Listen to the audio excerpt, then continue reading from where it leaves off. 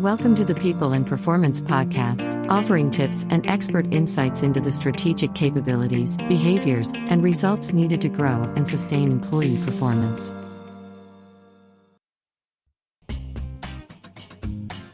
What does it mean to be truly inclusive in your efforts to engage employees? How can leaders and HR demonstrate an equitable company culture to employees and candidates?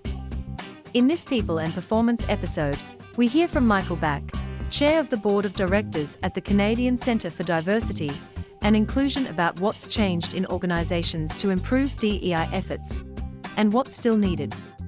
Michael is an internationally recognised thought leader in the fields of diversity, inclusion, and employment equity.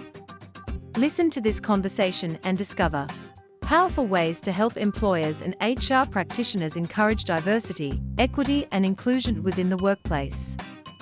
The most important changes to how we work and the ways we work together over the past year. Innovative ways to engage with employees and communities. And how to start conversations and genuinely support BIPOC employees in meaningful ways. Hey, Michael, welcome to the show today. Thanks for having me, Bill.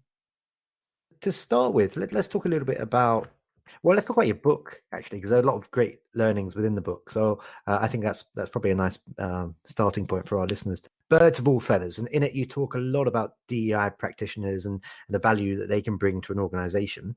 And in your opinion, you think that organizations of 1,000 plus employees should have a dedicated DEI person there. Before we get into the why, Michael, let's just start with what their role looks like. What are some of their core duties and responsibilities? Yeah, so a DEI practitioner is a doer.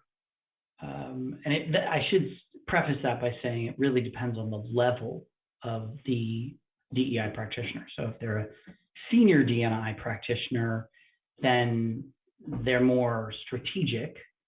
And if they are a more junior, then they tend to be more transactional, more operational.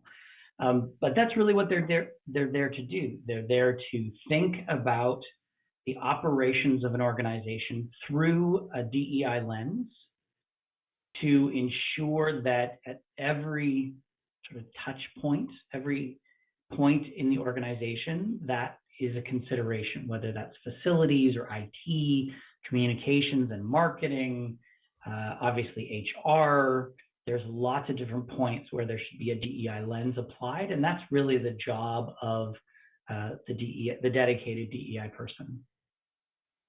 Wonderfully succinct. Thank you very much. This is why we had you on the show, because you know your stuff and you do it you deliver it in an effective way, Michael. As part of Chris and I's homework ahead of this interview, I was having another look at your LinkedIn profile and some of the recent posts that you shared, and a couple of them really jumped out at me. And I want to start with one in which you shared the following. My view of diversity and inclusion comes from a business perspective of making sure we have access to the best talent and that we are addressing the problems we see in our organization. So my question for you is, what's the business case for DEI offices, Michael? Perhaps you can, as part of the answer, include mention of three areas that you like to often focus on, which are people, customers, and the brand. Sure. So oftentimes when we go into organizations, if we don't see a dedicated D&I practitioner, we see a volunteer committee.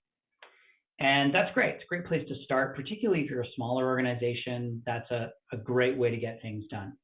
But we don't put our safety plan in the hands of a volunteer committee. We don't put our finance function in the hands of a volunteer committee. Our legal department, we have dedicated people who have specific expertise and do a job. So in organizations that say, oh, DEI is it's a huge priority for us. Well, where are the resources? That's really the business case. Somebody needs to do the work, and it is work, and it's a lot of work. And you mentioned the three areas that I tend to focus on as the key drivers for DEI, diversity, equity, and inclusion. I should explain that. And that's people, customers, and brand. And I always say that if what you're doing doesn't affect one of those things, then you shouldn't be doing it. There's a couple other pillars, and that's suppliers and compliance, but I don't love compliance because, of course, if the government tells you to do something, it's not like you have a choice in the matter. And suppliers is a very advanced conversation. But if you look at the three, people, it's about who you hire, who you fire, who you retain, who you promote. Your customers is about who you service, who you do business with. And everyone has a customer in some way, shape, or form. A municipality, their customer is the residents of that municipality. A hospital, it's the patients. A university or college, it's the students. Everyone has a customer. Even if you're business to business, you have a customer. So it's who is your customer? Who is coming into your organization and doing business with you? And the third is your brand. And I'm not talking about your brand as in, your logo and your PowerPoint slides. I'm talking about how your organization is known in the market. And is it known as a diverse and inclusive place? If I am a customer and I'm South Asian, when I go into a bank in my community, am I going to see people who look like me across the counter? Are they going to understand my needs?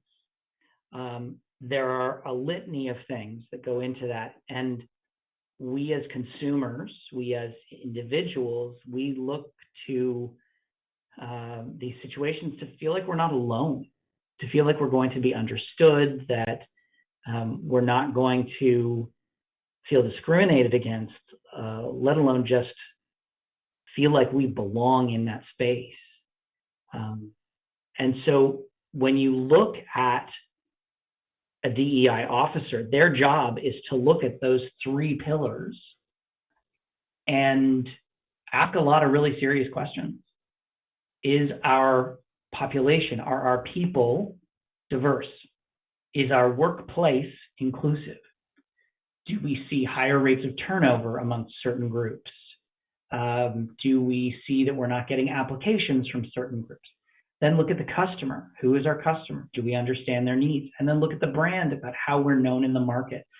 And the business case for a DEI officer is that's their sole job, is to look at what you do as an organization, and I mean every aspect of what you do, and apply that DEI lens. Okay, so just a quick follow-up there then, Michael, on what you said. So in smaller organizations, there won't be a dedicated DEI practitioner, of course. So that falls under the stewardship of what, the HR department, principally? Principally, yes. It tends to end up in HR. And I would say that more often than not, what I see then is a committee. And that's not necessarily just made up of HR, but made up of different areas of the organization. And then sometimes you'll get somebody who's, has diversity as part of their job description, which is not a bad thing. Again, you need someone to do the work, and inevitably volunteer committees, their jobs end up taking over. So it's very difficult to get things done as a volunteer committee. I feel like there could be a whole different interview just on that issue of getting things done with a team of volunteers. But that's not what we're focusing on today. Let's talk a little bit about work from home and how work from home became a thing for most people during COVID. That had a lot of impact, of course, on how we view DEI initiatives and how we view the needs and concerns of employees. Can you talk to a little bit about that, about how COVID and it's how it caused work from home, and then how work from home and the needs of employees changed in the context of DEI? Yeah, in some cases, COVID was a blessing from a DEI perspective. Women and people with disabilities in particular have been asking for decades to be able to work from home. And employers notoriously said, oh, no, we can't do that. We can't do that. Well, apparently we can. And in some ways, it really leveled the playing field. But at the same time, in some ways, it also created barriers. Because we are not in the same physical space as our coworkers, We've seen drops in engagement. We've seen that there is a disparity in people who want to return to the workplace versus those that are quite happy to work from home. And I think this is a really important moment in time for employers to really apply a DEI lens to their return to work plans, in that they need to consider the impact of, I'm going to use a dramatic example. Let's say that your workforce is 50-50 biological men and women. I'm just talking binary for a moment. And that of your women, only 10% of them want to return to the office. Well, now you've got 50% men in the office and 10% women in the office, with another 40% working from home. That's going to change some dynamics.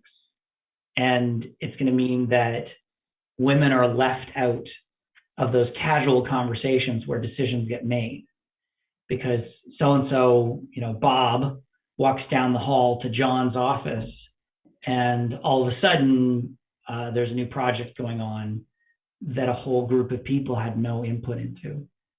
So there are considerations that need to be taken around work from home and return to work through a DEI lens. People with disabilities, women, people of color, people with different language skills. It has been an interesting dichotomy, I think, throughout the pandemic, as we've seen explosions of racism, anti-Semitism, but it's in a different way because people are not face to face. So I think this is the opportunity really to shift things.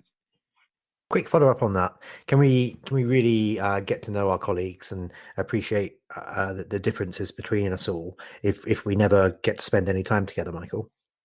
Yes, yeah, absolutely. We just have to be more deliberate about it.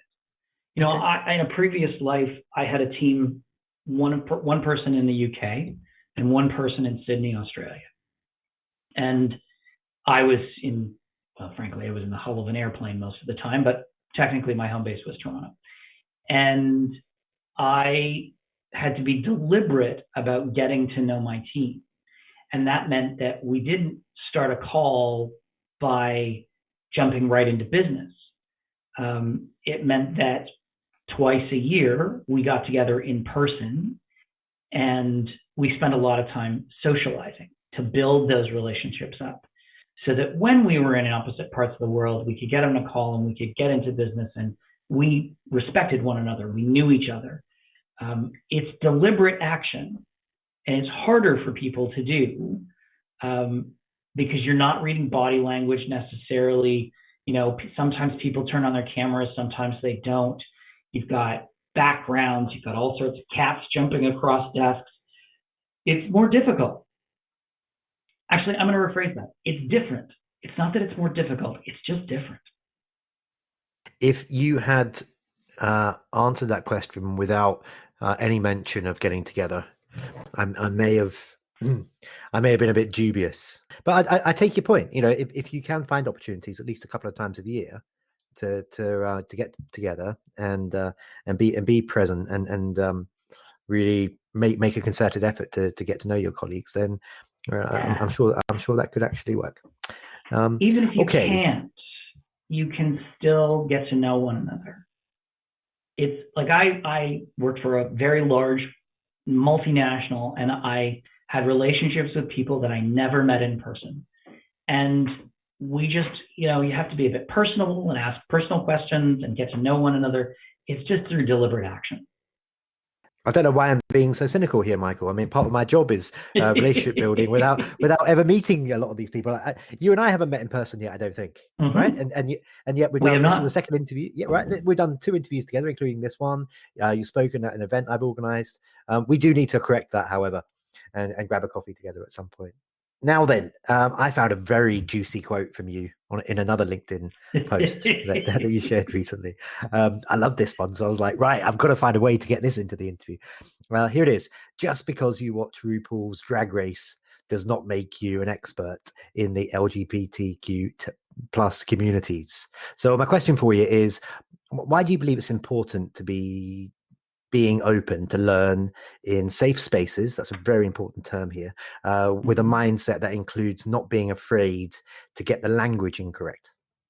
So I think it's important to learn because we feel like we know more than we do.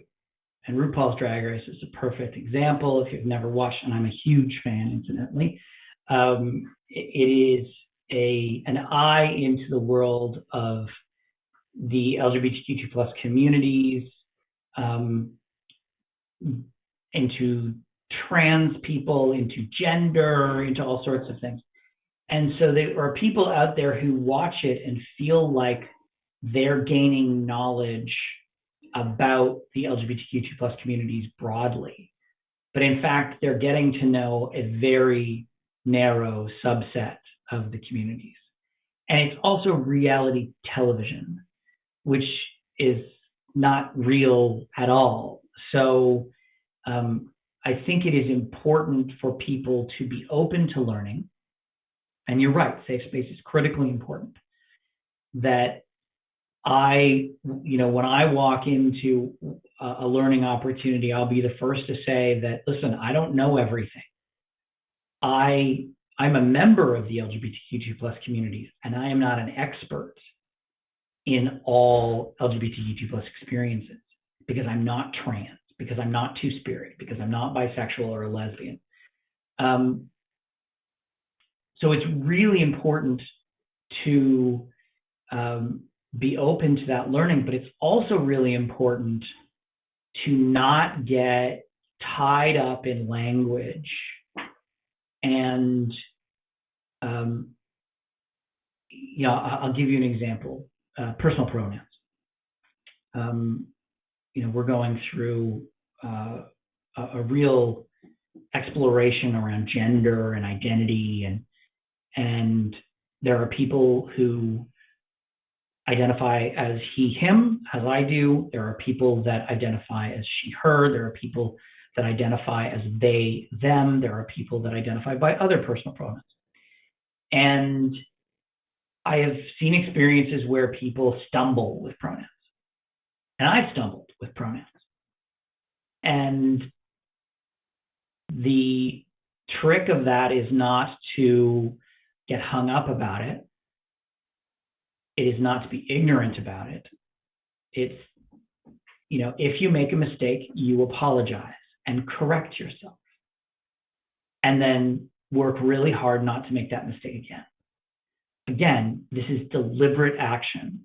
And it's not the easiest thing in the world to do, but it's important. And I also think that the person on the receiving end, it's not helpful to be aggressive and angry and think that everyone should instantaneously understand what your personal pronouns are and not mix them up. This is new for everyone. And there are other examples of it. But if someone is deliberately misgendering you, that's a problem. But if someone misgenders you and then apologizes, says, I'm so sorry, and then corrects themselves, cut them a little slack. Safe space goes both ways. And unfortunately, if we, and I mean we being members of marginalized or equity deserving groups, if we are being overly sensitive and we aren't creating safe space for others to frankly make mistakes, then we're as much in the wrong as anyone else. Well, that sounds very reasonable when you describe it in that manner. Well, another thing that you say could be construed, however, as a bit more controversial, Michael. So in a recent interview on BBC Business you answered the following to one of their questions. You said this: for employers, the so-called social justice approach to diversity and inclusion has never worked and never will. The basic idea, a straight, white, able-bodied man must lose so a member of the underrepresented group can win. Why doesn't that model work? You're taking quite a forthright approach there. Maybe you can tell me why you believe it's right and it's important to address and maybe challenge ideas around affirmative action, and why do you believe that inclusion models work better than social justice models? Why I don't think the social justice model works. The social justice model is built on the philosophy of affirmative action. It's built on the philosophy of a straight, white, able-bodied man has to lose in order for someone else to gain. And I don't believe that'll work because it requires the straight, white, able-bodied man willingly to give up power. And why would they? What's in it for them? We as the human race, for the most part, most of us look at life through the lens of what's in it for me, through self-interest. There are lots of people who are quite selfless, but most people look at it through a self-interested lens. So if I'm told, if we go into a conversation, we look at our executive team and we say, we need more women and people of color in our executive team, so we're going to get rid of half of the straight, white, able-bodied men. Why am I going to buy into that? Why am I going to allow that? First of all, it's quite dismissive of the people that are in those roles. Suggests that they don't actually have the skills to do the job. It also suggests that women and people of color, by their very nature, have the skills to do the job, which I'm not saying there aren't people out there. There absolutely are. But that's the problem. The social justice model puts the person's identity first. And that's not how life works. I believe very strongly that we need to look at this through a lens of creativity and innovation. This is about solving problems. And diversity can be the means to solve the problem. It's not the end goal. It's the means to get there. So as an example, lots of employers in Canada and the United States and around the world right now are facing massive labor shortages because of the pandemic, where a significant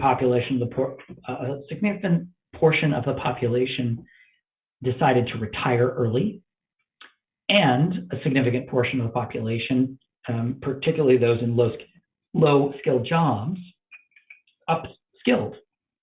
So where they were a waiter or a bartender before, they're now a cybersecurity expert. The solution is diversity. The solution is making sure that you are open to the widest possible pool of talent, and that they're going to stay, and that's the inclusion part. So diversity is, in that case, a means to an end, to address that problem. Whereas the social justice approach is simply about representation. And, arguably, what the civil rights movement started in the 1950s and 1960s, it's been 60 plus years. It hasn't worked. And I don't think it's going to work. We're run out of time for today, Michael. So before we do wrap up, how can our listeners connect with you, whether that's through LinkedIn, email, whatever you'd like to share there? And also, how can they learn more about CCDI? Absolutely. So for me, you can go to my website, michaelbach.com, or you can connect with me on social media. I am at the Michael Bach. And for CCDI, it's ccdi.ca or CCDI Social on social media platforms. Wonderful. Well, that just leaves me to say for today, Michael, thanks very much for joining me on this podcast. Thanks so much for having me, Bill. Thank you for listening to this episode of the People and Performance Podcast. Follow us on social media and remember to subscribe.